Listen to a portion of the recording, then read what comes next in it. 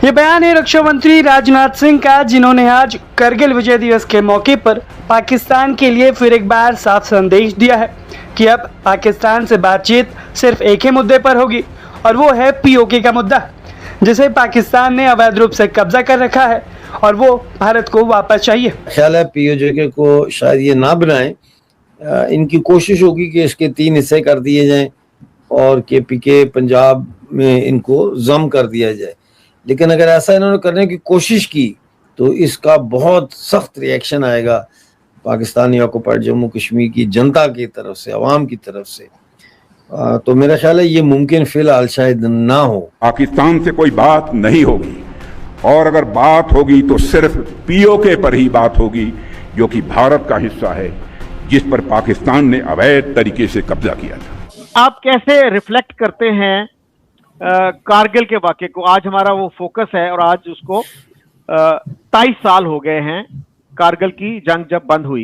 India में काफी किताबें लिखी गई इस पे, लेकिन पाकिस्तान में जो है मेरा नहीं ख्याल कि 3-4 से ज्यादा किताबें इस पे लिखी गई, शायद 5 हो। जम्मू कश्मीर एंड लद्दाख ये जिसे कहते हैं कि इंटीग्रल पार्ट है हिंदुस्तान का, उसके ऊपर भी पाकिस्तान ने जवाब दिया। यूनाइटेड नेशन में पाकिस्तान की काउंसलर मिस साइमा है, उन्होंने उनको जवाब दिया है। मामला क्या है और वाकई में ये मामला इस हद तक सीरियस हो चुका है कि इंडिया जिस तरीके से बता रहा था उससे ज्यादा स्पीड से पाकिस्तान के पानियों को रोक रहा है।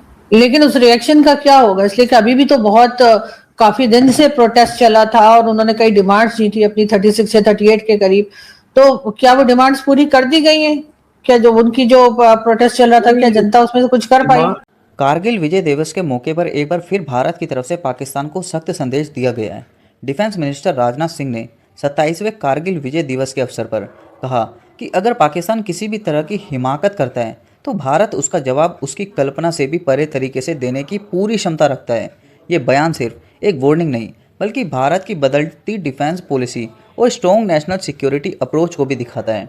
कारगिल विजय दिवस हर साल उन वीर जवानों की याद में मनाया जाता है जिन्होंने 1999 के कारगिल युद्ध में अपनी जान की परवाह किए बिना देश की रक्षा की और दुश्मन को पीछे हटने पर मजबूर कर दिया था।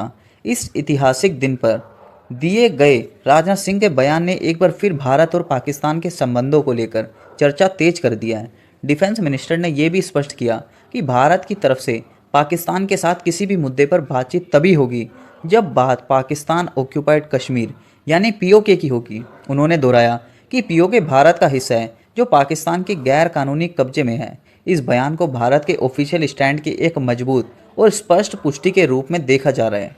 रक्षा मंत्री राजनाथ सिंह ने पाकिस्तान को आईना भी दिखाया है और बता दिया कि कैसे आज भारत आधुनिकता की रेस में आगे चल रहा है और पाकिस्तान आतंकवाद के कीचड़ में डूबा हुआ है। द्रास के ऐतिहासिक कारगिल वॉर मेमोरियल से रक्षा मंत्री ने साफ शब्दों में बता दिया कि आज का भारत 1999 वाले भारत से भी कहीं ज्यादा मजबूत है। बहुत सारा तजाद है लीडरशिप और ग्रास रूट लेवल के लोगों के दरमियान। जी, तो कश्मीर को 5वां सूबा भी तो डिक्लेयर करने की बात की जा रही थी। ये भी तो कहा जा रहा है कि उसको भी एक तरह से वही जो भारत साइड में कश्मीर को उन्होंने जैसे 370 हटा के अपने साथ मिलाया है, तो ऐसे ये भी मिलाने की बात कर रहे हैं।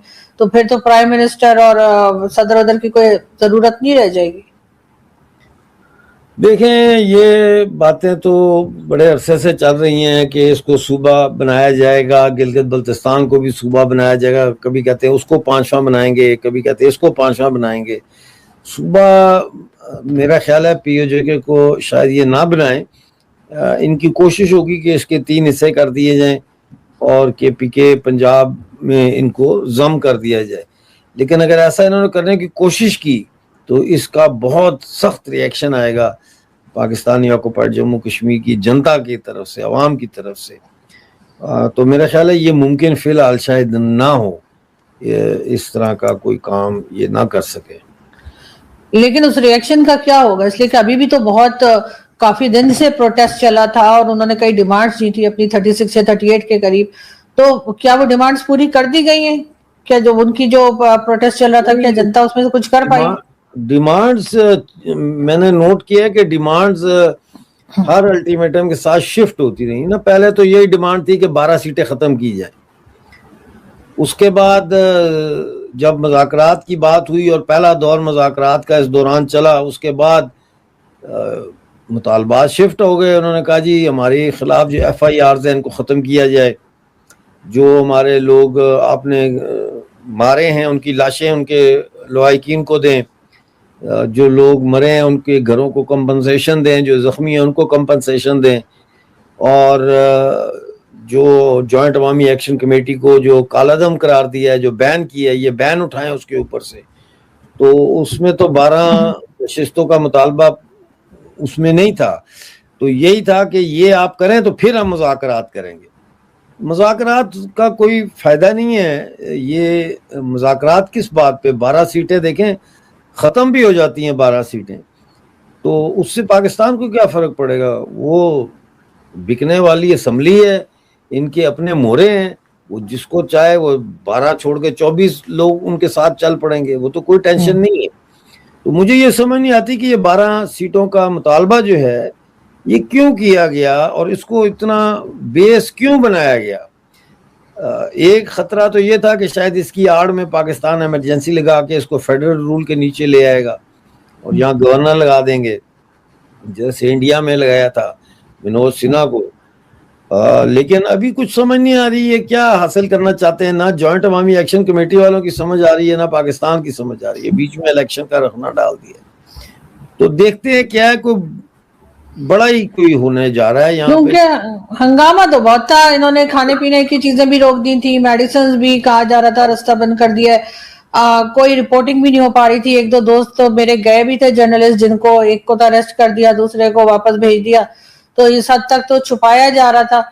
लेकिन अंदर से जो लोग थे उन्होंने बहरहाल फिर भी काफी हद तक जो है वो खबरें बाहर आई हैं। हम क्या भारत को कहेंगे कि जी भारत ये जुल्म करता है कि जी कश्मीर को तबाह कर दिया, जी वहां पे उन्होंने ऐसे कर दिया, वहां पे वैसे कर दिया।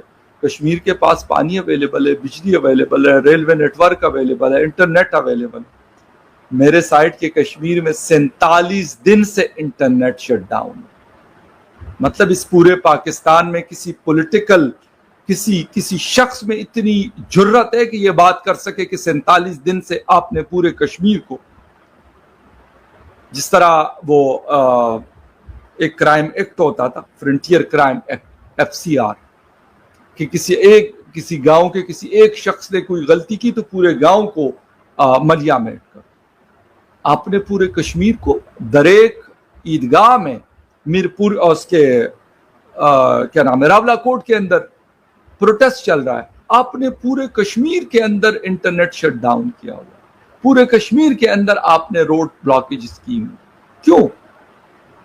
अव्वल तो आपने वहां क्यों बंद किया हुआ? इट्स मीन कि आपका जो नैरेटिव है वो इतना फजूल है कि वो कोई मतलब आपका ओपन होके भी पूरा मीडिया आपके साथ पूरा दिन सुबह से लेकर रात तक अव्वल करते हुए भी आपका जो नैरेटिव है वो जमीन बोस है, वो लेटा हुआ है। और उसके जवाब में उन लोगों के पास जिनके पास इंटरनेट शटडाउन है, उनकी आवाज उसके बावजूद कहां से कहां पहुंची हुई है, यूके के पार्लियामेंट में पहुंची हुई है, यूरोपीय यूनियन में पहुंची हुई है, आपके यूनाइटेड नेशन ने उसके ऊपर बात की है।